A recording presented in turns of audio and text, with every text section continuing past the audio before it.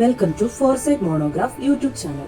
ത്രില്ലിങ്ങും സസ്പെൻസും മിസ്റ്ററിയും നിറഞ്ഞ വിഷയങ്ങൾ നിങ്ങളുടെ മുന്നിലേക്ക് എത്തിക്കുന്ന ഒരു കുഞ്ഞു ചാനലാണിത്. ഇഷ്ടമായാൽ ലൈക്ക് ചെയ്യുക, ഷെയർ ചെയ്യുക, സബ്സ്ക്രൈബ് ചെയ്യുക.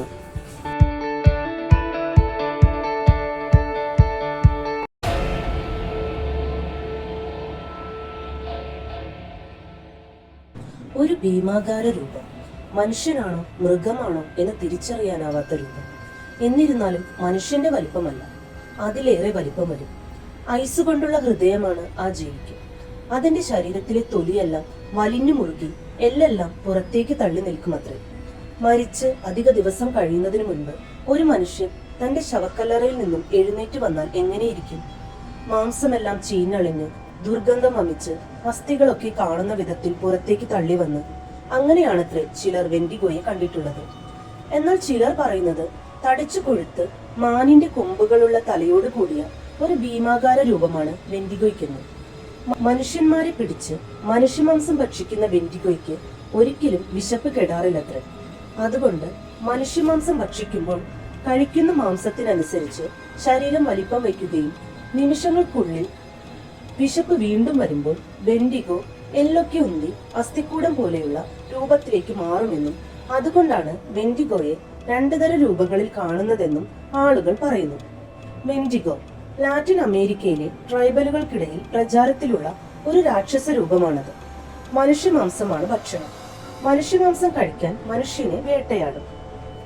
നോർത്ത് അമേരിക്കയിൽ മഞ്ഞുകാലം തുടങ്ങുമ്പോഴാണത്രേ വെൻഡിഗോ വരുന്നത്. മഞ്ഞ് പുതച്ച കാടുകളിലൂടെ ഒരിക്കലും അടങ്ങാത്ത വിശപ്പുമായി വെൻഡിഗോ മനുഷ്യവേട്ടയ്ക്ക് ഇറങ്ങും. മനുഷ്യരെക്കാൾ 10 മടങ്ങ് ശക്തനായ വെൻഡിഗോയ്ക്ക് മനുഷ്യന്റെ ഗന്ധം കിട്ടിയാൽ മതി. അവനെ പിടിച്ച് ജീവനോടെ ഭക്ഷിക്കും. ആർക്കും വെൻഡിഗോയുടെ കയ്യിൽ നിന്നും രക്ഷപ്പെടാൻ ആവില്ലത്രേ. അത്രയ്ക്ക് ഭീകരനാണ് വെൻഡിഗോ. ഒരിക്കൽ ഒരു ഭീമാകാരനായ വെൻഡിഗോ ഒരു റെഡ് ഇന്ത്യൻ കുട്ടിയെ പിടിച്ചുകൊണ്ടുപോയി. എന്നാൽ ആ കുട്ടി വളരെ മെലിഞ്ഞ് ശോഷിച്ച ഒരു ആൺകുട്ടിയായിരുന്നു.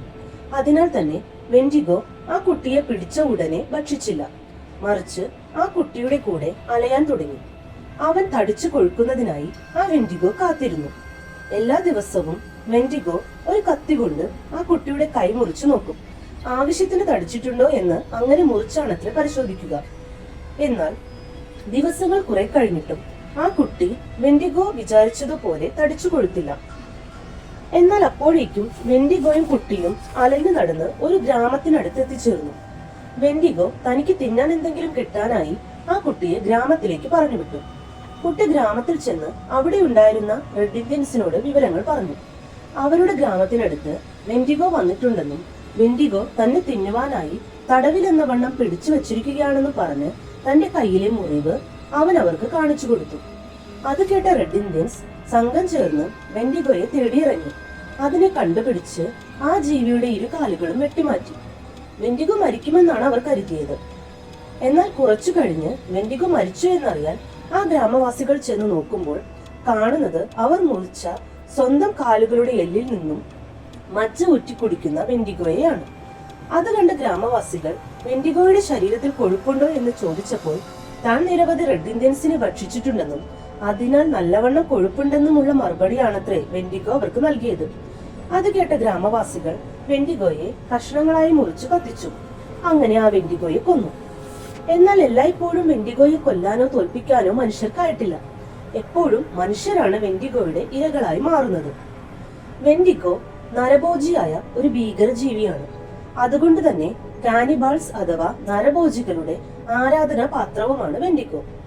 വെൻഡിഗോ മനുഷ്യരെ ഭക്ഷിക്കുക മാത്രമല്ല, മനുഷ്യ ശരീരത്തിൽ ബാധ പോലെ കൂടുകയും ചെയ്യുക പതിവാണ്.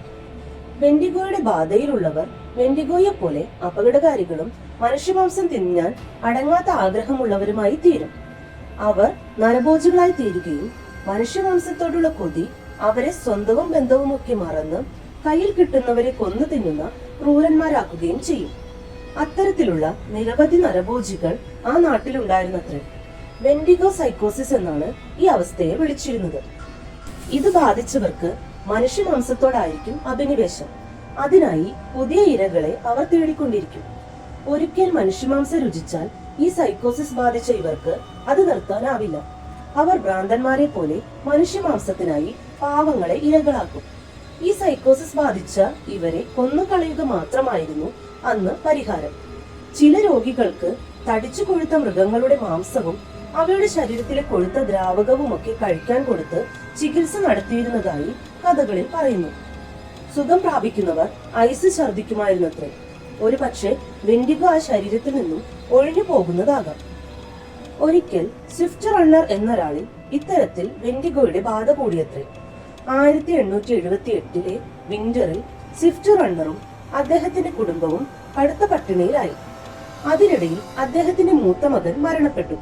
അതിനെ തുടർന്ന് സ്വിഫ്റ്റ് റണ്ണർ തന്റെ ഭാര്യയെയും തന്റെ 5 മക്കളെയും കൊന്ന് അവരുടെ മാംസം ഭക്ഷിച്ചു. 25 മൈലുകൾക്കപ്പുറം ഭക്ഷണം വിതരണം ചെയ്യുന്ന കേന്ദ്രം ഉണ്ടായിരുന്നിട്ട് പോലും സ്വിഫ്റ്റ് റണ്ണർ തിരഞ്ഞെടുത്തത് കാനിബാളിസം ആയിരുന്നു. അതും തന്റെ സ്വന്തം ഭാര്യയെയും മക്കളെയുമാണ് അയാൾ കൊന്നു ഭക്ഷിച്ചത്. പട്ടിണി കാരണം ഒരു നിവൃത്തിയുമില്ലാതെ കാനിബാളിസം തിരഞ്ഞെടുത്ത ഒരാളല്ല സ്വിഫ്റ്റ് റണ്ണർ. മറിച്ച് ഭക്ഷണം വേറെ ലഭിക്കുമായിരുന്നിട്ടും അത് വേണ്ട എന്ന് വെച്ച് മനുഷ്യമാംസം കഴിക്കാൻ അയാൾ ആഗ്രഹിച്ചു. അതിനായി കുടുംബത്തെ മുഴുവൻ കൊന്നു തിന്നു. ഇയാൾക്ക് വെൻഡിഗോ ബാധയായിരുന്നു എന്നാണ് അന്ന് കണക്കാക്കിയത്. അയാൾ കുറ്റം ഏറ്റുപറയുകയും അയാൾ ചെയ്ത തെറ്റിന് അയാളെ തൂക്കിലേറ്റുകയും ചെയ്തു. വെൻഡിഗോ സൈക്കോസിസുമായി ബന്ധപ്പെട്ട മറ്റൊരു കഥ ജാക്ക് ഫിഡ്ലറിന്റേതാണ്. അദ്ദേഹം ഒരു വൈദ്യനും നിരവധി വെൻഡിഗോകളെ പരാജയപ്പെടുത്തി എന്ന് പേര് കേട്ടയാളുമാണ്. ഒരിക്കൽ അദ്ദേഹം വെൻഡിഗോ സൈക്കോസിസ് ബാധിച്ച സ്ത്രീയെ കൊന്നു. അന്ന് അവർക്കിടയിൽ അത് സാധാരണയായിരുന്നു.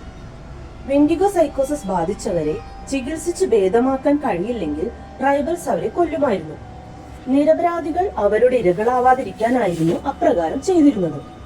എന്നാൽ അദ്ദേഹവുമായി അഭിപ്രായ വ്യത്യാസങ്ങൾ ഉണ്ടായിരുന്ന ചിലർ കനേഡിയൻ നിയമങ്ങൾ ട്രൈബൽസിന്റെ ഇടയിൽ കൊണ്ടുവരുന്നതിന്റെ ഭാഗമായി ജാക്ക് ഫിഡ്ലറിനെയും അദ്ദേഹത്തിന്റെ സഹോദരൻ ജോസഫ് ഫിഡ്ലറിനെയും കൊലപാതക കുറ്റം ചുമത്തി അറസ്റ്റ് ചെയ്തു. പത്രങ്ങളിലെല്ലാം ദുർമന്ത്രവാദമെന്നും സാത്താൻ ആരാധനയുമായി ബന്ധപ്പെട്ട കൊലയാണെന്നും ഒക്കെ തരത്തിൽ വാർത്തകൾ വന്നു. വലിയ രീതിയിൽ പ്രതിഷേധമുണ്ടായി. പോലീസ് ആകട്ടെ പ്രശസ്തിക്കും തങ്ങളുടെ കാര്യങ്ങൾ നടത്താനുമുള്ള അവസരമായി ഇത് ഉപയോഗിച്ചു. എന്നാൽ സെപ്റ്റംബർ 30 ജാക്ക് ഫിഡ്ലർ ജയിൽ ചാടി. പക്ഷേ അന്ന് തന്നെ അദ്ദേഹം കെട്ടിത്തൂങ്ങി ആത്മഹത്യ ചെയ്തു. ജോസഫ് ഫിഡ്ലർ കോടതി വിചാരണ നേരിട്ടു. വിചാരണയിൽ ദൃക്സാക്ഷിയായി വന്ന സ്ത്രീ ഈ കൊലപാതകത്തെ കനേഡിയൻ നിയമം അറിയാത്ത ട്രൈബൽസിന്റെ ആചാരമാണെന്നും ചികിത്സിച്ച് ഭേദമാക്കാൻ കഴിയാത്ത വളരെ വേദന അനുഭവിക്കുന്നവർക്ക് അവർ ദയാവധം നൽകുന്നത് അവരുടെ സംസ്കാരത്തിന്റെയും വിശ്വാസത്തിന്റെയും ഭാഗമാണെന്നും പറഞ്ഞു. എന്നിരുന്നാലും ഈ കേസ് വിചാരണ ചെയ്ത മജിസ്ട്രേറ്റ് അദ്ദേഹത്തിന് മരണശിക്ഷ വിധിച്ചു.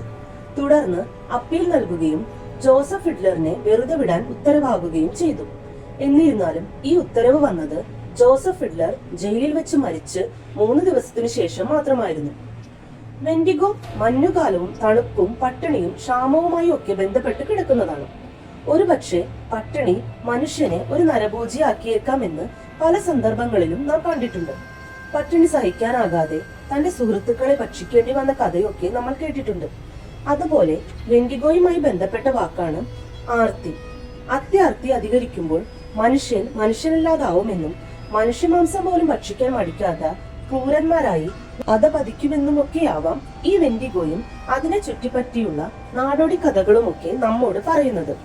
ഒന്നിനോടും തീരാത്ത ആർത്തി. അതൊരു പക്ഷേ പണത്തിനോടാകാം, പദവിയോടാകാം, മറ്റു പലതിനോടുമാകാം.